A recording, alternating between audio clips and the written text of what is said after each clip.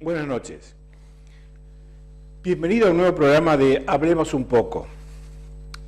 Uno de los temas que durante la semana tuvo mucha relevancia, pero sobre todo el día lunes por la noche, fue en el programa de Carlos Pagni, Odisea, el monólogo de él, la editorial de él, hacía referencia a el populismo asustado.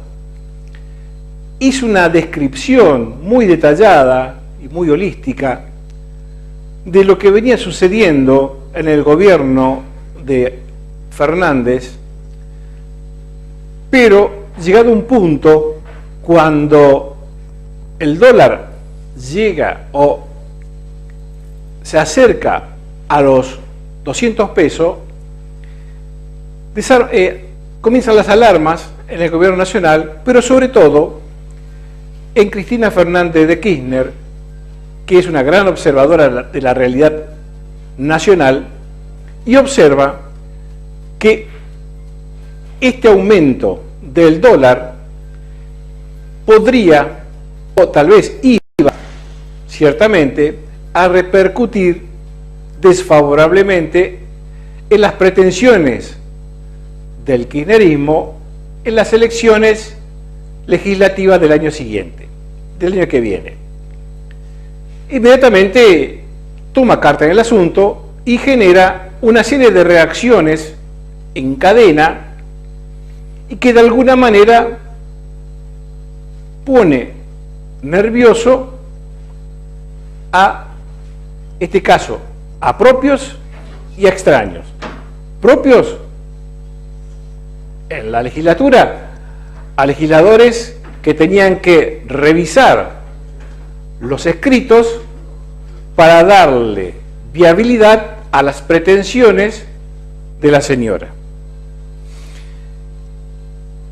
Uno fue modificar el artículo que mandó de la ley previsional que mandó Guzmán, donde ese 5% que se iba a pagar ahora en diciembre, según la ley de Guzmán, iba a ser de alguna manera descontado en el primer aumento que tendrían los jubilados. Cristina dijo, esto no, sabiendo que esto iba a generar un daño muy importante en los sueldos de los jubilados el año que viene. Por lo tanto, eso se modificó.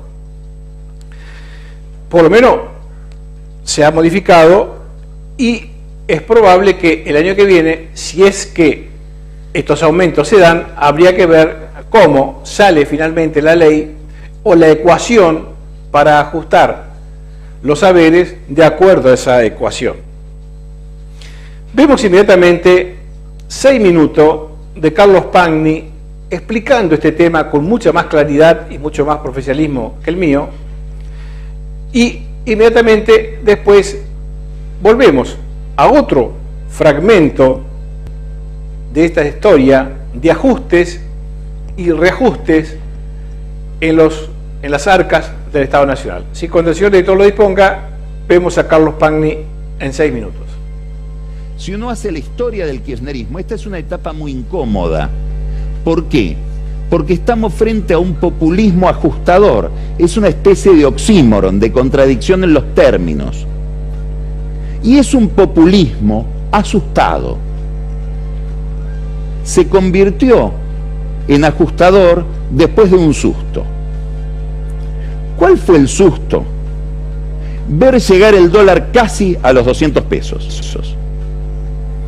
Ahí Cristina escribió su carta, lo cual demuestra que está muy atenta a los detalles de la vida cotidiana, y dijo, yo con esto no tengo nada que ver, Gobierna Alberto. Y si Alberto dice que las cosas que hace es porque yo se las indico, no le crean, se hace el títere. No es títere. Esa llegada del dólar libre a casi 200 pesos produjo un cambio de discurso, sobre todo en el Ministerio de Economía, sobre todo en Martín Guzmán. Hasta ese momento, la narrativa y la política sobre el problema cambiario la llevaba adelante el Banco Central, Miguel Pelle, con una estrategia: limitemos el acceso a los dólares porque suponemos que lo que sucede en la Argentina, y este es nuestro problema, es la falta de dólares. Guzmán cambió el enfoque, fue un enfoque mucho más científico, podríamos decir mucho más inteligente. Acá no es que falten dólares, faltan dólares porque la gente busca muchos dólares, porque sobran pesos. ¿Por qué sobran pesos? Porque se emite mucho. ¿Por qué se emite mucho? Porque hay que financiar, y no tenemos otro recurso que la emisión, un déficit fiscal enorme. Quiero que la gente tienda menos al dólar, busque menos dólares, mejor dicho, quieren que la gente, o quiero, pensará Guzmán, que la gente huya menos del peso, emitiré menos pesos, revalorizaré el peso. ¿Y cómo puedo hacer eso? Achicando el déficit. ¿Y cómo tengo que achicar el déficit? Con un ajuste. Entonces estamos hoy frente a un gobierno que ajusta en serio. Probablemente para tapar este ajuste se necesiten varios velorios de Maradona. No alcanza con uno. Sobre todo varios bien hechos, no el que salió mal. Hay un ajuste fiscal, un ajuste monetario, en un momento sumamente inconveniente para ese tipo de ajustes. Cuando hay un colapso productivo, todos los países del mundo están pensando hoy cómo expandir la base monetaria y cómo gastar más para compensar el brutal colapso que tuvo la economía privada. La Argentina no se puede dar ese gusto, y eso no es culpa de Fernández ni de Guzmán, es una historia que viene de atrás, en la que tuvo que ver mucho el gobierno anterior y también antes. Es una larga historia. Lo cierto es que Guzmán, Fernández, tienen que vérsela en una situación que no sabemos cómo se sale de ella. Nadie sabe. ¿Cómo se hace para ordenar la política monetaria y la política fiscal en un momento en que la economía se derrumbó? Lo están haciendo. IFE, no hay más IFE. El ingreso familiar extraordinario, que nació con la cuarentena, todavía no llegó la vacuna, pero ya el IFE se acabó. El aporte especial para el trabajo y la producción, que es el aporte que el gobierno le alcanza a las empresas para compensar la caída en el nivel de actividad y que no pueden pagar los sueldos, ese auxilio para que puedan pagar los sueldos también se eliminó. Es decir, Alberto Fernández acaba de eliminar, Guzmán, estos dos planes sociales, si queremos, o estas dos compensaciones o alivios en la recesión. Mañana, al mediodía, va a almorzar Alberto Fernández con la conducción de la CGT, que le va a ir a hablar, entre otras cosas, de este tema. Le van a ir a hablar de la necesidad de mantener este tipo de programas, porque ven que si no va a haber una caída en las empresas, una gran destrucción de capital, muchas pymes van a quebrar porque no tienen este auxilio del Estado. Y Fernández le tendría que decir: no podemos, porque necesitamos hacer un ajuste, porque si no la gente huye del peso, compra dólares y las reservas siguen cayendo de manera dramática. No solamente no hay más IFE, no solamente no hay más ATP, las jubilaciones se están licuando. Es decir, a los jubilados les van a recortar los ingresos en términos reales, le van a dar menos plata que la inflación. De hecho, ya hay una fórmula que se cambia, que no contempla la inflación como forma de actualización del haber jubilatorio, pero además hay un 5% de auxilio a los jubilados este año, en diciembre, contra un trimestre donde la inflación va a ser más o menos del 10%. Y nos enteramos por el proyecto de ley que mandaron al Congreso, una trampita parecida a la del gobierno con lo de la seguridad y quién se hacía cargo de la seguridad del velorio de Maradona, nos enteramos por el proyecto de ley, porque en el decreto de Fernández no estaba, que este 5% que van a recibir los jubilados en diciembre se los van a descontar en marzo, esa cuenta del ajuste de marzo. La jubilación mínima va a tener un incremento de aproximadamente 35.3% en un año en que la inflación va a ser de 37% según todos los cálculos. Es decir, va a haber un recorte sobre las jubilaciones. Esto con independencia de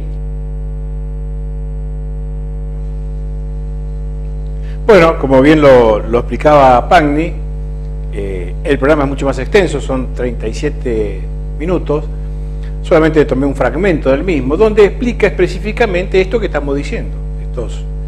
Este populismo ajustador y asustado por lo que se venía suscitando en materia económica y financiera, bueno, genera reacciones y que muy bien las describe él. Lo cierto es que con esta modificación que introdujeron hace unos días en el proyecto para que el año que viene, si hubiera aumento, el 5% no se lo descuente, bueno, esto ya fue modificado.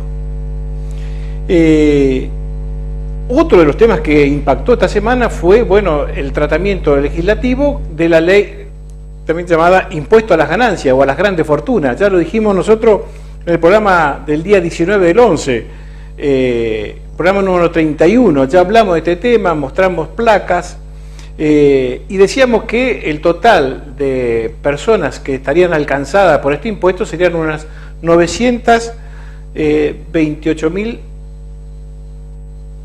personas y que seguramente este impuesto iba a caer muy mal en el mundo empresarial. De hecho, así se lo hicieron saber al presidente del mundo empresario, pero como lo vamos a ver inmediatamente con Antonio Lager, solamente son 2 minutos 37 segundos, él habla del fracaso de la clase política y la incapacidad para promover, esto lo digo yo, leyes que faciliten el desarrollo de las pymes. Es decir, legisladores que tendrían que estar pensando en cómo hacerle más fácil la vida a los empresarios, pero sobre todo a las pymes, a estas pequeñas empresas que son las que generan mano de obra genuina. No, al contrario, se la hacen cada vez más difícil y encima le aumentan impuestos. Bueno, hay una batería de impuestos que ya lo dijimos en programas anteriores, que caen sobre la clase trabajadora y sobre todo los que pagan impuestos. Es la inoperancia de quienes tienen que legislar y de alguna manera buscan la salida fácil, que es aumentar impuestos. Y también lo vemos en Entre Ríos. En Entre Ríos caemos en la misma dinámica del gobierno nacional, aumentar impuestos y aumentar impuestos. Bueno, después de Antonio Lager voy a hablar algo de la provincia de Entre Ríos. Así que cuando el director lo disponga, son aproximadamente 2 minutos 37 segundos que él nos explica este malestar que tiene acerca de esta inoperancia de la clase política. Allí en el Congreso hoy se está debatiendo, no un aporte a las grandes fortunas, se está debatiendo si los que más tienen pueden ser en la emergencia solidarios con el resto de los argentinos. Ese es el verdadero debate. En realidad no es cierto eso. El verdadero debate es por qué ustedes, desde el sector político y de la administración pública, no dejan de gastar y dejan de sacarle dinero al sector privado. Ese es el único debate, presidente. Es cierto que el debate que se está dando es si en una emergencia los ricos pueden ayudar. En primer lugar, los ricos relativos, porque ahí adentro de ese proyecto de la barbaridad que aprobaron están bienes de capital, bienes de uso, es decir, hay mucho dinero que no está líquido, que son bienes que se utilizan para producir y dar trabajo, y que tal vez hoy una persona de estas, después de esta barbaridad que aprobaron, tengan que vender para pagar un impuesto. Es decir, es mentira que este proyecto lo que viene a demostrar es si en una emergencia los ricos pueden ser solidarios. Lo que este proyecto viene a demostrar que ustedes no son capaces de bajar gasto, que ustedes solamente viven de impuestos y de sacarle cada vez más impuestos al sector privado. Esta es la única realidad. El resto es toda una gran mentira de un relato que otra vez, y como siempre en distintos gobiernos, no importa la ideología del gobierno, lo único que hace es buscar al sector privado para sacarle dinero, para pagar la ineficiencia y la inoperancia de ustedes, dirigentes políticos, dirigentes sindicales, porque lo que viene a demostrar este proyecto además y por eso todos los sindicatos afuera, es que los sindicatos son otro gran fracaso de la Argentina. No tienen nada para mostrar, con una desocupación del 14%, 15%, con 40% de pobreza, sin ayudar a generar trabajo, sino todo lo contrario. Entonces, digamos la verdad, este proyecto lo que viene a demostrar es una vez más la inoperancia de la dirigencia, la inoperancia de ustedes políticos, de ustedes sindicatos, de algún sector empresario sin duda, la inoperancia de la dirigencia. Entonces, cuando son inoperantes, lo que hacen es endeudar, endeudar y endeudar a la Argentina, la hacen quebrar. ¿Y dónde sale el dinero? Del sector privado. Es esto lo que demuestra este proyecto. Entonces, hablemos claro y digamos la verdad. Basta de tanto relato y de tanto adorno. Lo que demuestra esto es que siguen siendo unos grandes inoperantes en la política argentina.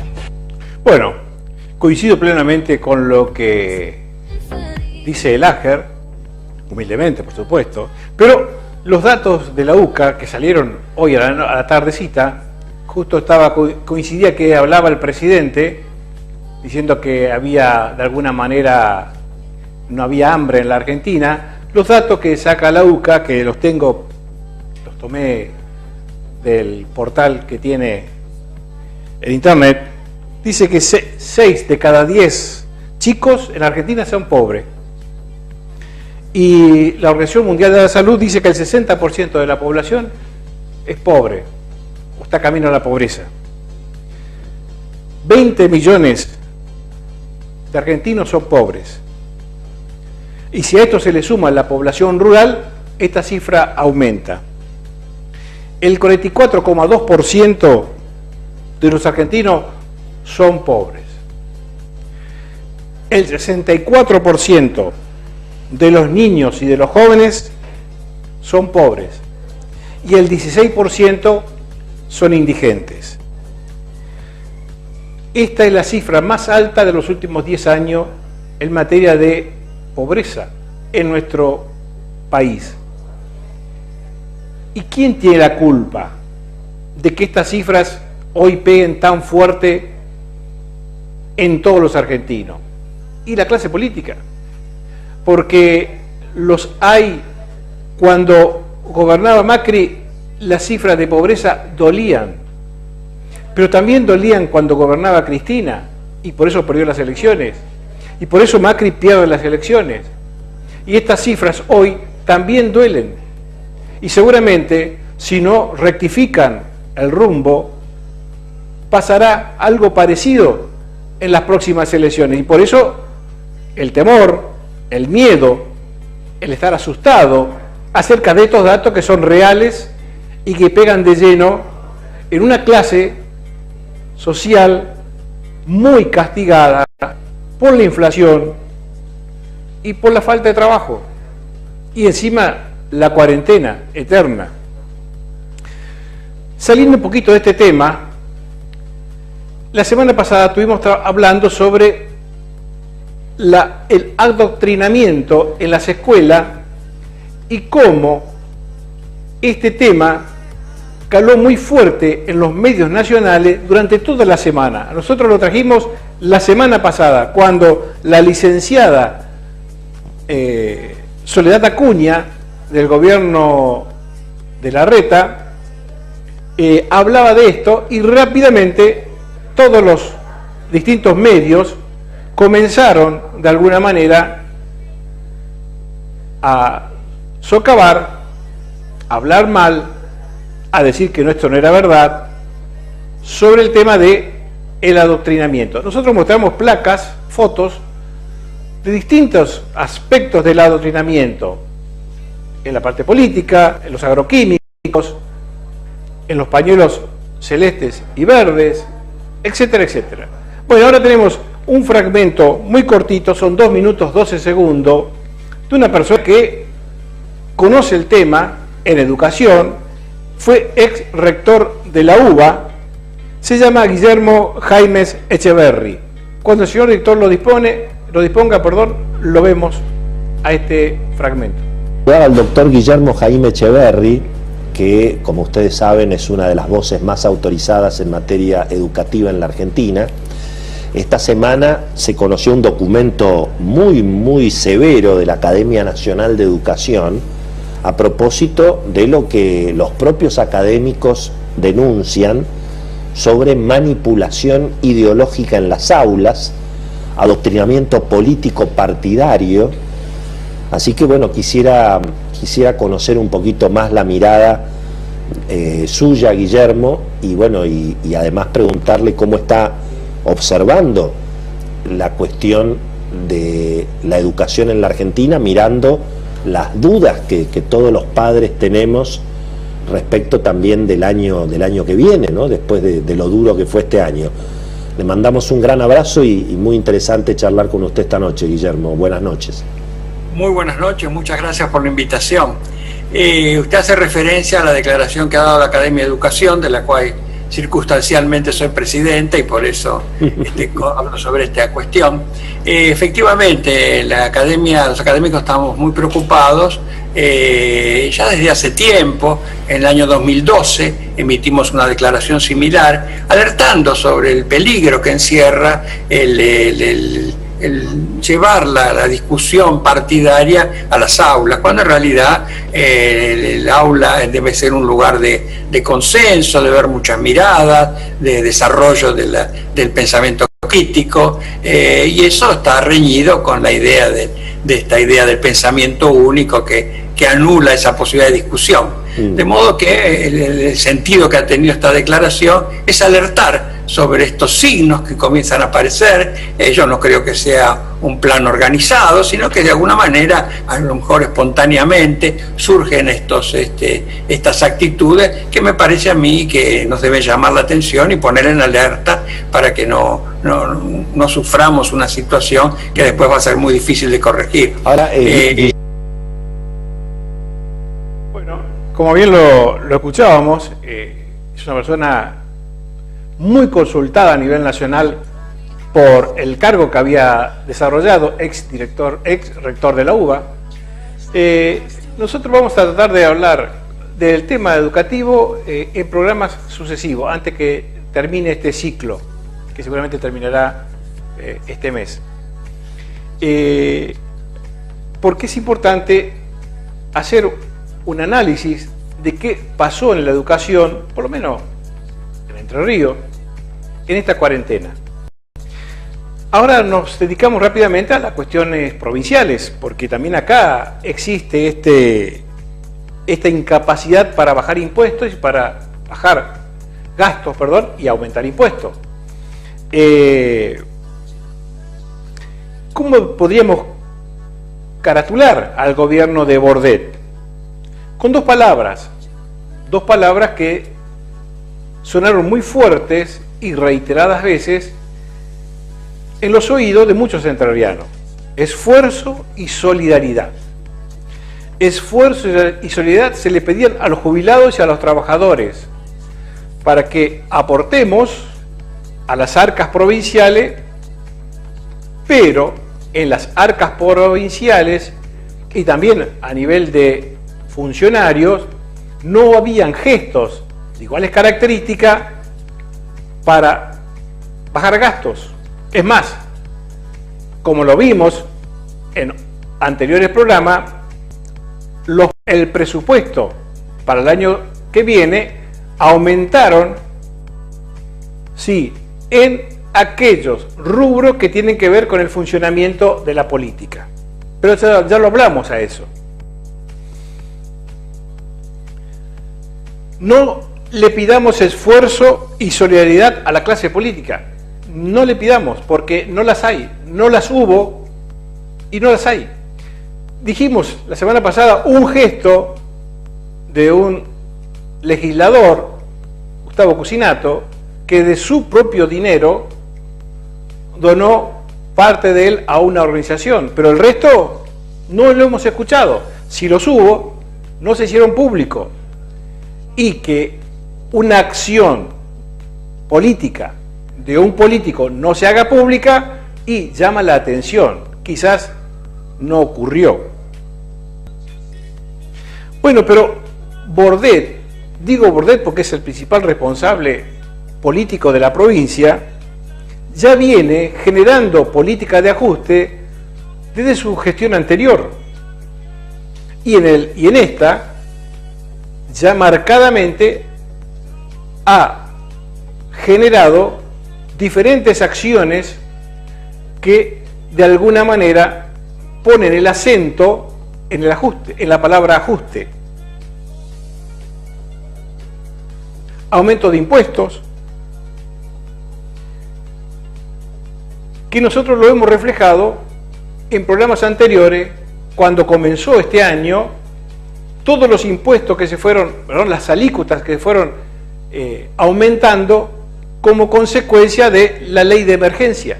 Una ley de emergencia que era solidaria. Bueno, estos aumentos que nosotros los registramos y que mostramos, también se vieron reflejados a nivel local. Nosotros mostramos a nivel local cómo las tasas se fueron incrementando exponencialmente a lo largo de la gestión de la señora Nené Moreno. Y creo, si mal no tengo la información, es que en este presupuesto que se está trabajando en el Consejo Deliberante, tiene la misma intencionalidad, seguir aumentando los impuestos, las tasas municipales, pero ya lo vamos a ver a eso. El aumento en la impositiva del 2021 viene con una fuerte carga impositiva. Hablando con un contador amigo, muy rápidamente me dice: mira, te tiro 2 o 3 datos porque no los tengo fresco y quiero ser puntual cuando te lo diga. Entonces me los dijo así muy rápidamente y bueno, prometo para la semana que viene traer datos precisos acerca de cuáles son los rubros que van a ir aumentando según el presupuesto 2021. Pero en términos generales, se pueden decir que el impuesto inmobiliario va a aumentar para el año que viene entre un 60 y un 70%, en términos generales promedio. Pero pues están los inmobiliarios rural, que el inmobiliario rural ya viene con una carga impositiva muy alta,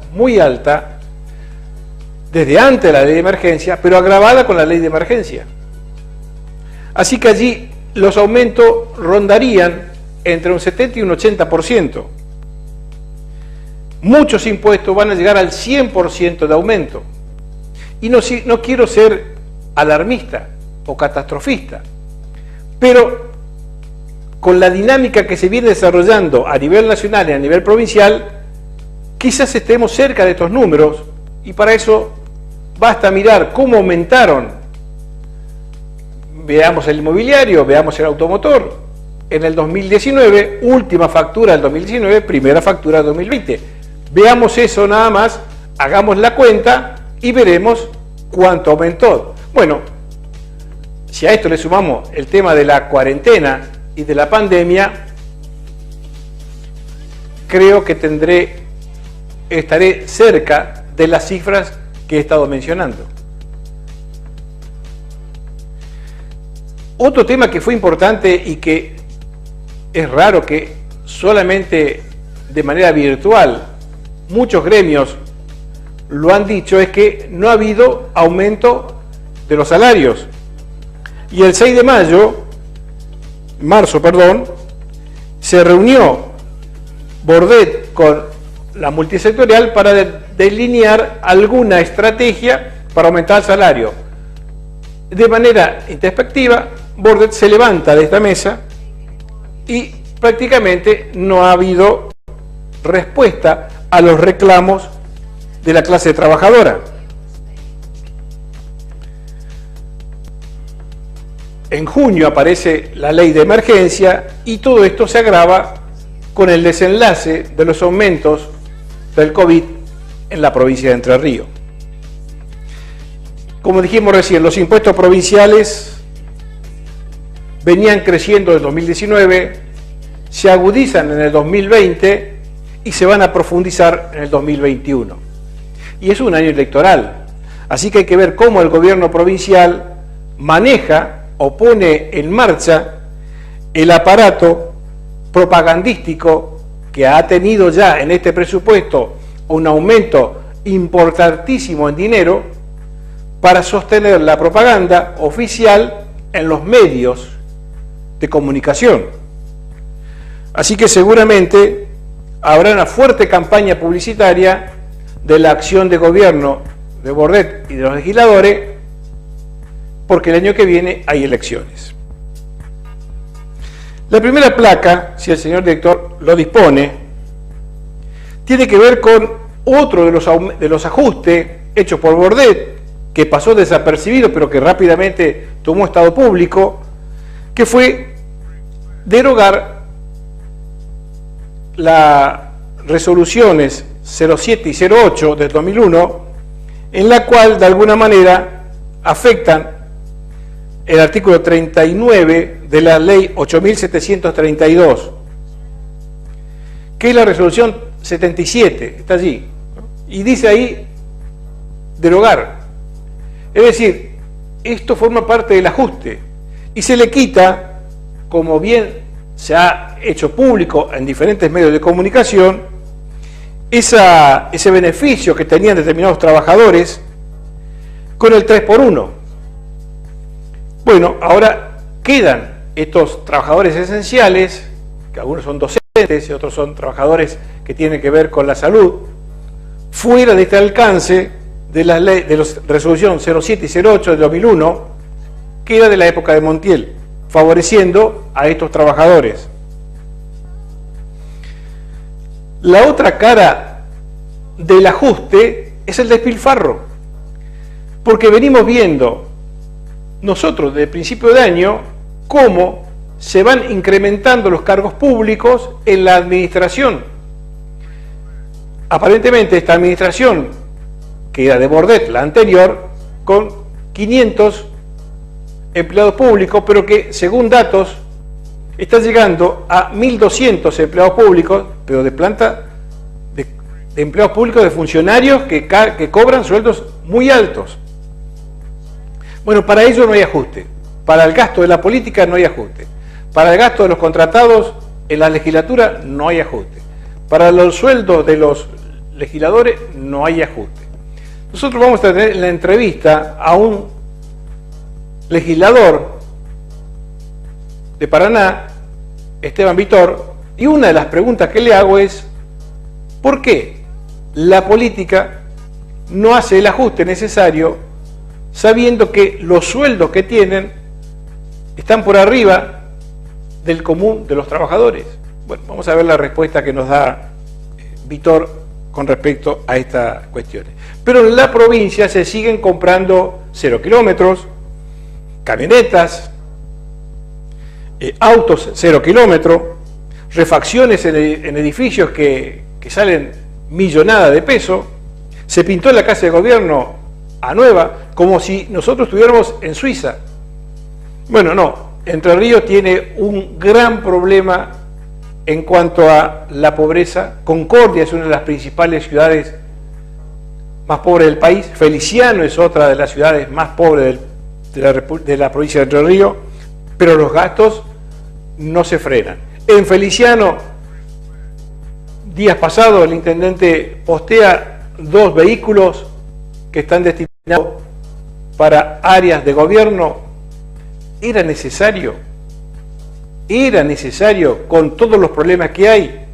Hoy en la tarde, escuchando una entrevista que hizo Hernán Godoy a una funcionaria, y daba lástima la respuesta que daba ella, porque solo se atienden las emergencias, no hay una planificación a largo plazo, no hay una planificación estadística, no hay un desarrollo integral de Feliciano con respecto a, bueno, ¿qué pretendemos para nuestra querida ciudad?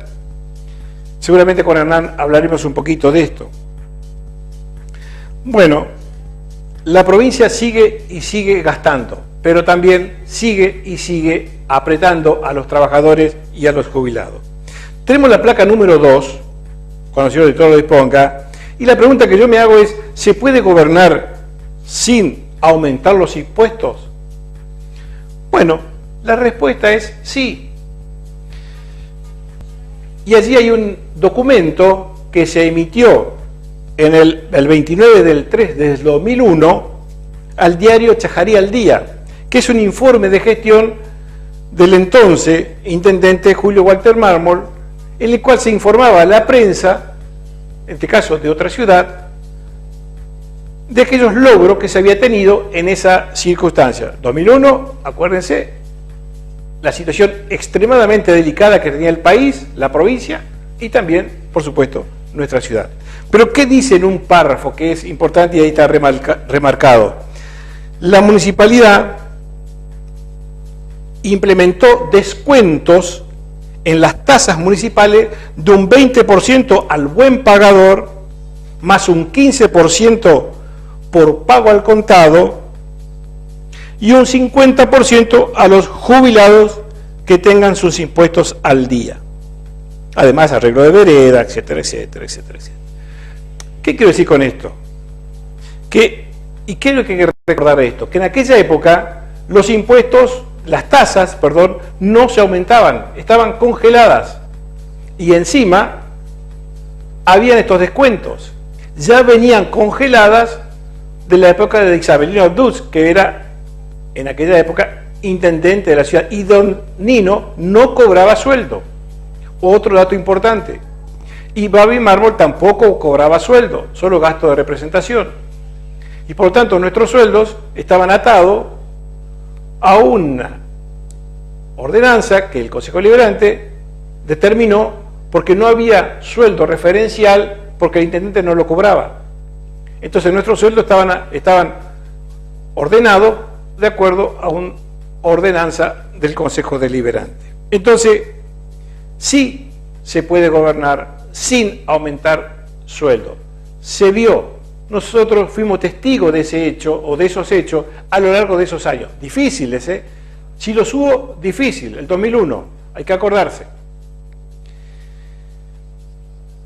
La semana que viene vamos a proyectar un video cortito de un intendente de Las Rosas, Santa Fe, donde no aumenta los impuestos y compra maquinarias.